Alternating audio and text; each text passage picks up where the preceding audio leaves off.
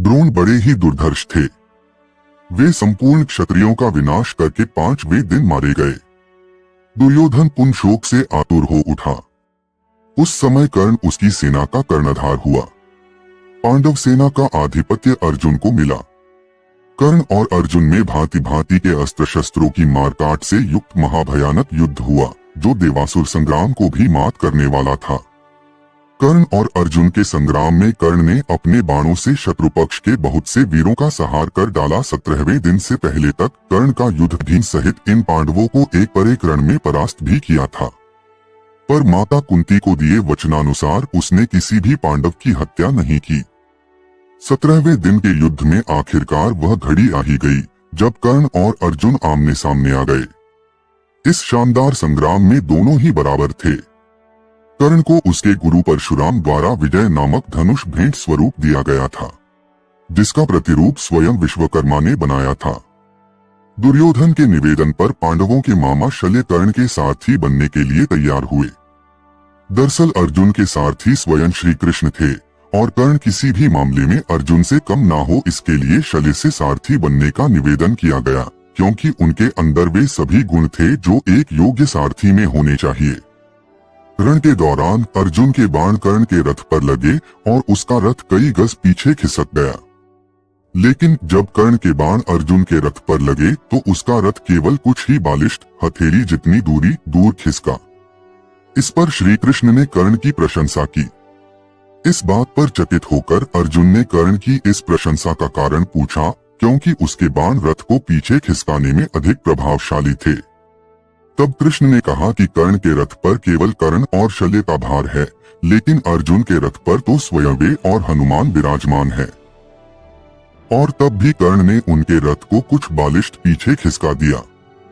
इसी प्रकार कर्ण ने कई बार अर्जुन के धनुष की प्रत्यंचा काट दी, लेकिन हर बार अर्जुन पलक झपकते ही धनुष पर प्रत्यंचा चढ़ा लेता। इसके लिए कर्ण अर्जुन की प्रशंसा करता है और शल्य से कहता है कि वह अब समझा कि क्यों अर्जुन को सर्वश्रेष्ठ धनुर्धर कहा जाता है। कर्ण और अर्जुन ने दैवीय अस्त्रों को चलाने के अपने अपने ज्ञान का पूर्ण उपयोग करते हुए बहुत लंबा और घमासान युद्ध किया।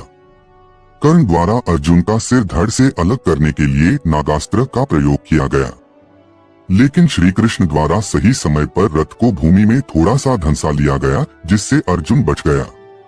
इससे नागास्त्र अर्जुन के सिर के ठीक ऊपर से उसके मुकुट को छेदता हुआ निकल गया।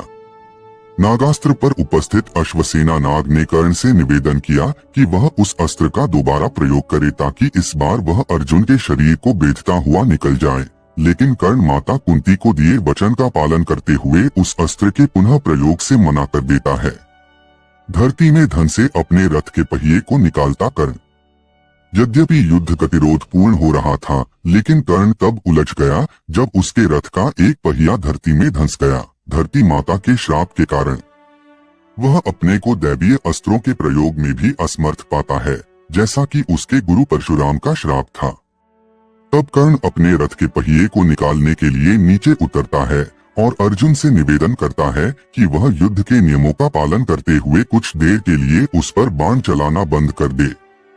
तब श्री कृष्ण अर्जुन से कहते हैं कि कर्ण को कोई अधिकार नहीं है कि वह अब युद्ध नियमों और धर्म की बात करे, जबकि स्वयं उसने भी अभिमन्यु वध के समय किसी भी युद्ध नियम और धर्म का पालन नहीं किया था। उन्होंने आगे कहा कि तब उसका धर्म कहा गया था जब उसने दिव्यजन्मा द्रौपदी को पूरी कुरुराज सभा के समक्ष वैसा कहा था।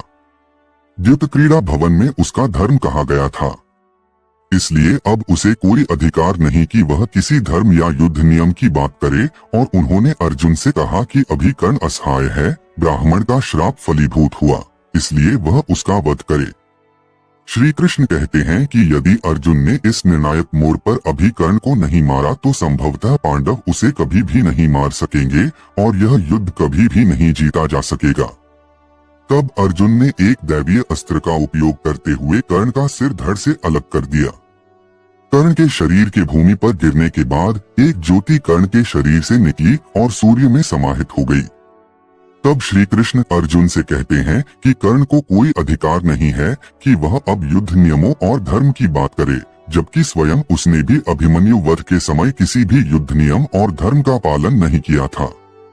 उन्होंने आगे कहा कि तब उसका धर्म कहा गया था जब उसने दिव्यजन्मा द्रौपदी को पूरी कुरु राजसभा के समक्ष वैसा कहा था। द्युत क्रीड़ा भवन में उसका धर्म कहा गया था। इसलिए अब उसे कोई अधिकार नहीं कि वह किसी धर्म या युद्ध नियम की बात करे, और उन्होंने अर्जुन से कहा कि अभी कर्ण असहाय है, ब्राह्मण का श्राप फलीभूत हुआ, इसलिए वह उसका वध करे। श्री कृष्ण कहते हैं कि यदि अर्जुन ने इस निर्णायक मोड़ पर अभी कर्ण को नहीं मारा तो संभवतः पांडव उसे कभी भी नहीं मार सकेंगे और यह युद्ध कभी भी नहीं जीता जा सकेगा। तब अर्जुन ने एक दैवीय अस्त्र का उपयोग करते हुए कर्ण का सिर धड़ से अलग कर दिया। कर्ण के शरीर के भूमि पर गिरने के बाद एक ज्योति कर्ण के शरीर से निकली और सूर्य में समाहित हो गई। तदंतर राजा शल्य कौरव सेना के सेनापति हुए, किंतु वे युद्ध में आधे दिन तक ही टिक सके। दोपहर होते होते राजा युधिष्ठिर ने उन्हें मार दिया। कर्ण की मृत्यु के बाद कौरवों की सेना का मनोबल टूट गया। अब दुर्योधन और उसके बचे हुए साथी युद्ध में टिकने के लिए संघर्ष करने लगे। शल्य के नेतृत्व में कुछ समय तक कौरव सेना ने प्रतिरोध किया, लेकिन वह भी युधिष्ठिर के हाथों मारे गए। इसके बाद अश्वत्थामा, कृतवर्मा और कृपाचार्य जैसे योद्धाओं ने युद्ध में कौरवों का साथ दिया, लेकिन अंततः युद्ध पांडवों की जीत की ओर बढ़ता चला गया। दुर्योधन ने अंततः एक सरोवर में छिपकर अपनी जान बचाने की कोशिश की, लेकिन पांडवों ने उसे ढूंढ निकाला।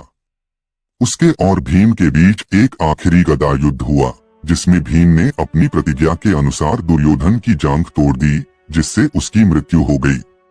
अंततः अश्वत्थामा ने कौरवों की अंतिम चाल के रूप में पांडवों के शिविर पर रात में हमला किया और द्रौपदी के 5 पुत्रों का वध कर दिया। इससे युद्ध का अंत और भी दर्दनाक हो गया।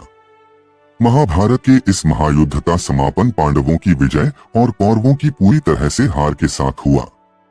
इसके बाद युधिष्ठिर को हस्तिनापुर का राजा बनाया गया और पांडवों ने धर्म और न्याय के साथ राज्य किया। लेकिन इस युद्ध ने सभी को असीमित पीड़ा और विनाश की ओर धकेल दिया, और यह हमेशा के लिए इतिहास में एक महत्वपूर्ण और गहरे भावुक घटना के रूप में अंकित हो गया। दोस्तों, आपको ये वीडियो पसंद आई तो वीडियो को लाइक और चैनल को सब्सक्राइब करके एक प्यारा सा कमेंट कर देना।